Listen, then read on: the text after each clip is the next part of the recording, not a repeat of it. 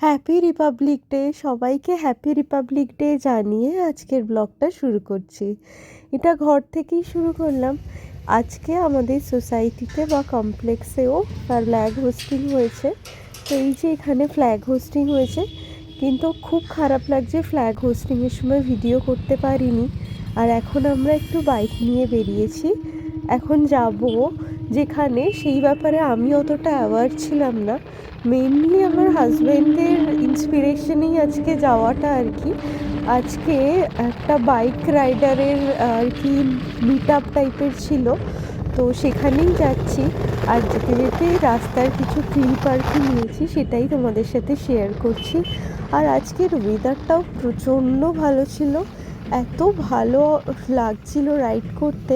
Actually আমার মনে হয় পার্সোনালি কি শীতকালই রাইডার্সদের জন্য, স্পেশালি বাইক রাইডার্সদের জন্য একদম অ্যাপ্রোপ্রিয়েট জায়গা। তো এইখানেই আর কি এসছিলাম। এই জায়গাটা হচ্ছিল সিঙ্গুরে। সিঙ্গুরে আসতে আমাদের বাড়ি থেকে প্রায় 45 মিনিটস মতো বাইকে টাইম লেগেছে। মনেই হলো না, এই মনে হলো বাইকে উঠলাম আর এই চলে এলাম। এই দেখুন এখানে কত বাইক এসছে, বাইরেও প্রচুর বাইক রাখা আছে, এর ভেতরেও অনেক বাইক রাখা আছে। আর এখন যেই জায়গাটাতে আমরা রয়েছি সেই জায়গাটাতে বাইকারদের জন্য একটা আর কি গেম অর্গানাইজ করা হয়েছিল। সেই গেমটাতে আপনারা যে কেউ চাইলে এখানে পার্টিসিপেট করতে পারবেন। কিন্তু আমাদের এরকম কোনো মেন্টালিটি ছিল না আজকে কি গেমে পারফর্ম করার। তো আমাদের এখানে হয়ে গেছে, এখন আমরা বেরোচ্ছি। তো আমাদের এখন এখানের ইভেন্ট শেষ হয়ে গেছে, এখন আমরা এখান থেকে বেরিয়ে যাব। তার আগে জায়গাটা একবার আপনাদেরকে দেখিয়ে দিই। এখানে সামনে সুন্দর একটা পার্ক রয়েছে। আর এই বিল্ডিংটা কিসের গো? বিল্ডিংটা কিসের? রেসিডেন্সিয়াল? ওকে। আর আমাদের ইভেন্টটা হয়েছিল ওই জায়গাটাতে, পুরো এরিয়াটাই আর কি হয়েছিল, দেখতে পাচ্ছেন। ইভেন্টের জন্যই এটা এরকম সুন্দরভাবে সাজানো হয়েছিল। আর আজকের ওয়েদারটাও খুব সুন্দর, পুরো আকাশটা পুরো লাশ স্কাই কালার লাগছে। আর ওখানে ফ্ল্যাগ হোস্টিং হয়েছে, তার ফটো তো আপনাদেরকে দেখিয়েছি। আর সামনে এখানে পার্কিং লট আছে, এই দিকটাতে কার পার্কিং আর এই দিকটাতে বাইক পার্কিং। তো এখানে আমরা এসে এখন ডাব খেতে, প্রায় অনেক দিন বাদেই আজকে ডাব খাচ্ছি আর কি। তো অ্যাকচুয়ালি আমাদের ওইদিকে এই সকালের দিকেই তো ডাবের জলটা পাওয়া যায়, সকালের দিকে অতটা বেরোনো হয় না। তো আমরা এখন এই রেস্টুরেন্টটাতে খেতে এসেছি। কী করে বুঝলে? কি করে বুঝলে? কি করে বুঝলে? ও, তো এখানে আমরা তার পাশে আজকে অ্যাকচুয়ালি আরসিবি বাইকার যারা জানেন হয়তো, আমিও ঠিক এতটা অবগত ছিলাম না, তাদের আজকে একটা মিট আপে আমরা এসেছিলাম। তো তার পাশেই রেস্টুরেন্টটা ছিল, এখান থেকে আমরা খাওয়ার জন্য এসেছি অ্যাকচুয়ালি।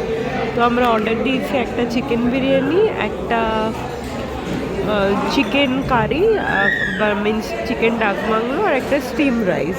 আর রেস্টুরেন্টটা বেশ ভালো, বাট এতটা ক্রাউড এখানে আমাদের অনেকক্ষণ ওয়েট করতে হচ্ছিল।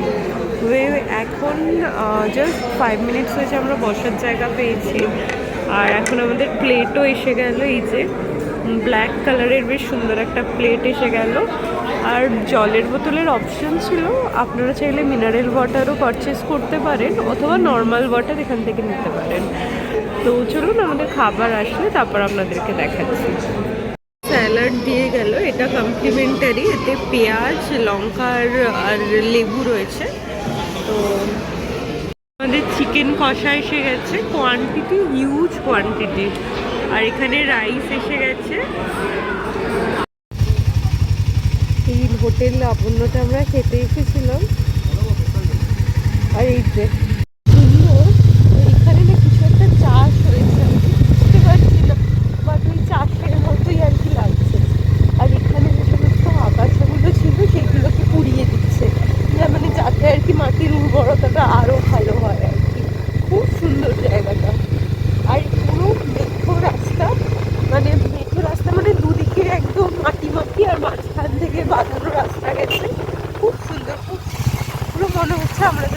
গ্রামের ভেতর চলে এসেছি। আর আমাদের দুজনেরই ভিলেজ সাইড এত ভালো লাগে, অনেকদিন বাদে, শহর থেকে খুব বেশি একটা দূরে নয়, এরকম একটা জায়গাতে এসেছি। রাস্তাটা দিয়ে যেতে যেতে আমার কেন জানি না খুব শান্তিনিকেতনের কথা মনে পড়ছে, খুব সুন্দর লাগছে। আচ্ছা, এটা সিঙ্গুর মেলা, ওই দেখুন সিঙ্গুর মেলা চলছে। প্রথমে বুঝতে পারিনি যে এত কম টাইমে সিঙ্গুর চলে আসা যায়। প্রথমে ভেবেছিলাম হয়তো অন্য কোনো জায়গায় সিঙ্গুরগুলো চালাচ্ছে। তো আমরা এখন যাচ্ছি, গাড়ির পেট্রোল রেড অ্যালার্ট দিচ্ছে, তো এখন আমরা যাচ্ছি পেট্রোল রিফিল করানোর জন্য।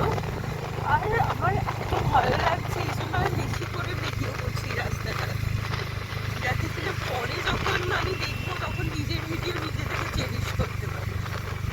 আমাদের পেট্রোল রিফিল করা হয়ে গেছে, এখন আমরা বাড়ি ক্রস করেছি। এখান থেকে প্রায় 40 মিনিট মতো টাইম লাগবে বাড়ি পৌঁছাতে। তারপর বাড়ি গিয়ে দেখা হচ্ছে। এসে ফ্রেশ ট্রেশ হয়ে এখন চা করবো, তো ওই জন্য চাটা বসিয়ে দিয়েছি জল গরম হতে। আর কোথা থেকে ঘুরে আসলে ফ্রেশ না হওয়া অবধি না একদম ভাল লাগে না। আর এই যে আমার টি লেখা চায়ের পট, তো এখান থেকে আমি চা পাতা নিয়ে ওখানে দিয়ে দেবো। এই যে আজকে রান্নাঘরটা পুরো মেস হয়ে আছে, তো এটা ফুটছে জলটা, এটার মধ্যে চা পাতাটা দিয়ে দিই। চা করতে তো তোমরা সবাই জানো, দেখানোর কিছু নেই। আর এরপরে চা পাতাটা আটকে চা পাতার জায়গায় রেখে দেবো। চাটা এত সুন্দর আসছে, এটা ফার্স্ট ফ্লাক্স চা, এই জন্য ফার্স্ট ফ্লাক্স চায়ের মানে টেক্সচার ফ্লেভার দুটোই একদম ডিফারেন্ট লাগে।